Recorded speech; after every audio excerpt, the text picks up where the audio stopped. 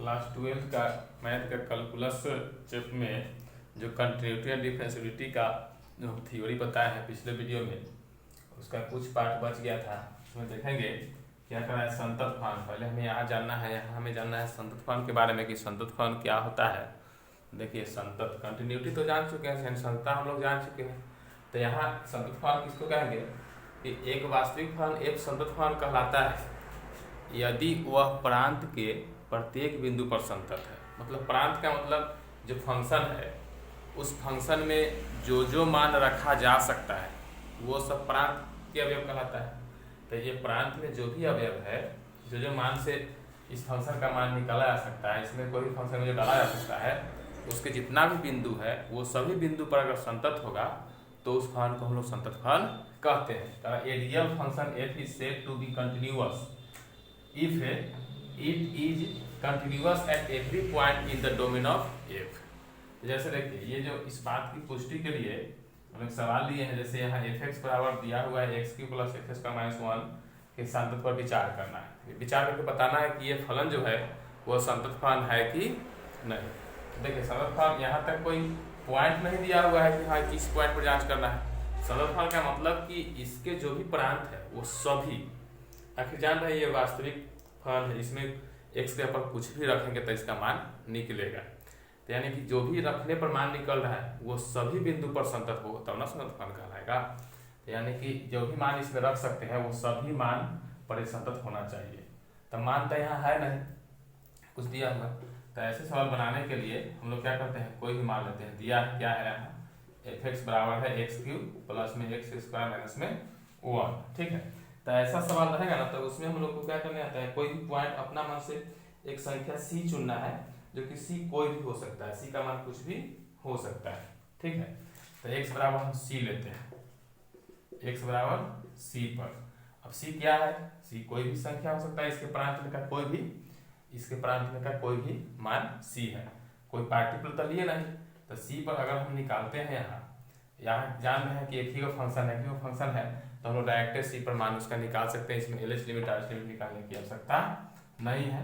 तो इसमें x जब एलएच लिमिट आरएच लिमिट निकालने की आवश्यकता नहीं है तो हम ये भी छोड़ सकते हैं। ऐसे डायरेक्ट लिखेंगे limit x tends to c f(x), तो क्या हो जाएगा limit x tends to c x cube plus में एक्स स्क्वायर माइनस में 1। तो क्या हो जाएगा c cube plus c square minus में 1 हो जाएगा, ठीक है। अब अगर निकालते हैं fc तो ये आएगा c क्यूब प्लस में c स्क्वायर माइनस में 1। यहाँ देख रहे हैं दोनों मान सेम आए, क्या है limit x tends to c और f(x) इक्वल टू fc, दोनों का मान सेम है, c cube plus c square minus में 1। तो दोनों का मान सेम है, इसका मतलब c पर ये क्या है, कंटिन्यूअस है। और c क्या है, c कोई भी कांस्टेंट है, यहाँ कोई भी हम जो इसके प्रांत का कोई भी अवयव है। तो ऐसे अगर हो गए तो इस तरह से हम कह सकते हैं कि क्या है, c पर क्या है कंटिन्यूअस है, और c पर कंटिन्यूअस है, तो c यहाँ क्या है, कोई भी रियल नंबर है। यहाँ क्या है, c कोई भी रियल नंबर है, तो कोई भी रियल नंबर है, प्रत्येक रियल नंबर क्या है, संतत है। तो यहाँ क्या कहेंगे कि f(x) क्या है, x बराबर c पर संतत है। क्या है, c पर संतत है, जहाँ क्या है c कोई वास्तविक संख्या है, c कोई भी वास्तविक संख्या है, यानी वास्तविक संख्या कोई पार्टिकुलर नहीं है, कोई भी वास्तविक संख्या है। अतः क्या कहेंगे, अतः f(x) यहाँ क्या है, संतत फलन है, ठीक है। इसे क्या कहेंगे, f(x) कहेंगे कि क्या है, f(x) जो है यह संतत फलन है, ठीक है। तो इस तरह से हम लोग संतत फलन की जांच कर सकते हैं। यहाँ देखेंगे कोई भी मतलब कोई भी फलन को संततता की अगर जांच करना है, संतत फलन है कि नहीं, तो हम कोई भी जैसे कोई भी नंबर अगर स्पेशल अगर चुन लेते हैं, जैसे मान लीजिए यहाँ पर c पर हम निकाल लिए हैं। अगर ऐसा नहीं निकालते, कोई पॉइंट रहता, मान लीजिए हम 0 पर निकालते, तब उसे 0 पर निकाल के जाँच करते कि संतत फलन है कि नहीं। तो x बराबर 0 पर हम निकालेंगे, इसकी संततता जांच कर लेंगे। तब फिर बाद में हम लोग क्या करेंगे, x बराबर c लेंगे जहाँ कि c 0 से छोटा होगा, फिर बाद में x बराबर c लेंगे जहाँ c 0 से बड़ा होगा। मतलब हम 0 पर जांच कर लेंगे, तो 0 पर जांच कर ले तो संतत है, 0 से पहले जांच कर ले तो संतत है, 0 के बाद जांच कर ले तो संतत है। तो यानी कि सभी पॉइंट पर संतत है। ऐसे ही मान के चलिए हमें अगर 1 पर हम जाँच करते हैं ऐसे, तो 1 पर जांच करेंगे तो 1 से छोटा के लिए भी जांच करना पड़ेगा, 1 से बड़ा के लिए भी जांच करना पड़ेगा। दोनों ही स्थिति में जांच करेंगे तब जाके हमें पता चल जाएगा कि फलन संतत है, ठीक है। तो इस तरह से हम लोग सवाल बनाएंगे। अब देखेंगे कि संतत का हम लोग का कुछ बीज गणित है, ठीक है, वो बीज गणित के बारे में बताते हैं क्या है बीज गणित। देखेंगे संतत फलनों का बीज गणित क्या कह रहा है। प्रमेय इसमें दो प्रमेय है, प्रमेय 1 प्रमेय 2। देखिए प्रमेय 1 में कह रहा है कि f तथा g दो ऐसे वास्तविक फलन है जो एक वास्तविक फलन c के लिए संतत है, मतलब f भी संतत है c के लिए और g भी संतत है c के लिए। दोनों वास्तविक फलन है जो कि f भी संतत है c के लिए और g भी संतत है c के लिए। अगर ऐसा है तो f प्लस g भी c के लिए संतत होगा, ठीक है, और f माइनस g भी c के लिए संतत होगा और f g भी g के लिए संतत होगा। मतलब अगर दो गो संतत फलन है तो उसका योगफल भी संतत होगा उस पॉइंट पर, और ये अंतर भी संतत होगा उस पॉइंट पर, और गुणनफल भी संतत होगा उस पॉइंट पर, और f बाई g भी संतत होगा उस पॉइंट पर। लेकिन इसमें एक बात ध्यान देना है कि gc नॉट इक्वल टू 0 होना चाहिए, ठीक है ना, पर उसे अपरिभाषित हो जाता है। ये होगा, मतलब ध्यान रखना है कोई भी दो गो संतत फलन है तो उसका योगफल भी, योगफल से जो फलन आएगा वो भी संतत होगा, अंतर से जो आएगा वो भी संतत होगा, गुणनफल से जो आएगा वो भी संतत होगा, भाग करने पर जो आएगा वो भी संतत होगा।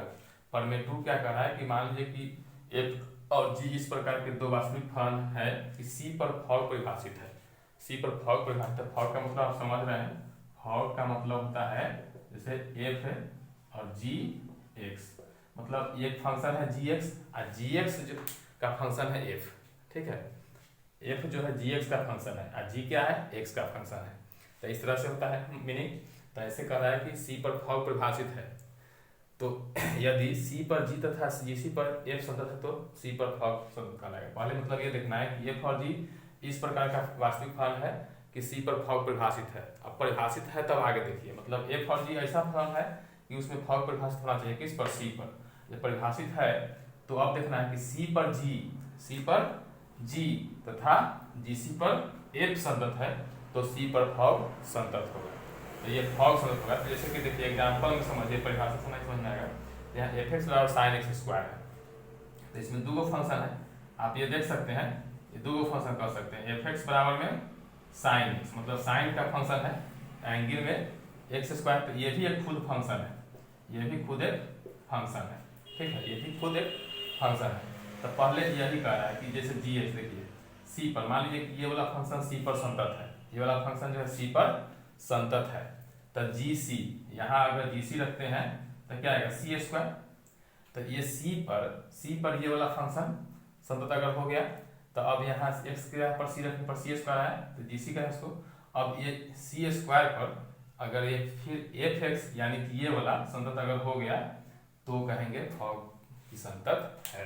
मतलब ऐसे भी जानते हैं, यहाँ देखिए ये भी संतत फलन है और ये भी संतत फलन है। पहले पीछे सीख चुके हैं कि ये x स्क्वायर है अलजेब्रिक फंक्शन जो भी आएगा संतत होगा ही, सिंगल वाला। तो ये भी संतत फलन है, ये भी संतत फलन, तो ये दोनों फंक्शन से मिलके बना ये वाला। ये sin x का मतलब ये नहीं समझना है, sin x का मतलब यहाँ देखिए ये हो गया sin gx, मतलब gx के जगह पर जो आएगा ना वो sin के एंगल में आएगा। f(x) का मतलब वही होगा, क्योंकि जब फॉग हम कह रहे हैं तो फॉग का मतलब f gx, ठीक है। और यहाँ gx के यहाँ पर क्या माना जाएगा, gx के यहाँ पर माना जाएगा देखिए f है और gx के पर क्या कहेंगे x स्क्वायर, ठीक है। और यहाँ फंक्शन क्या हो जाएगा, अब f क्या है तो साइन है, तो साइन x स्क्वायर। मतलब यहाँ ध्यान रखना है कि यह जो आपका फंक्शन हुआ gx बराबर x स्क्वायर हुआ और f(x) बराबर क्या हुआ साइन x स्क्वायर, ठीक है।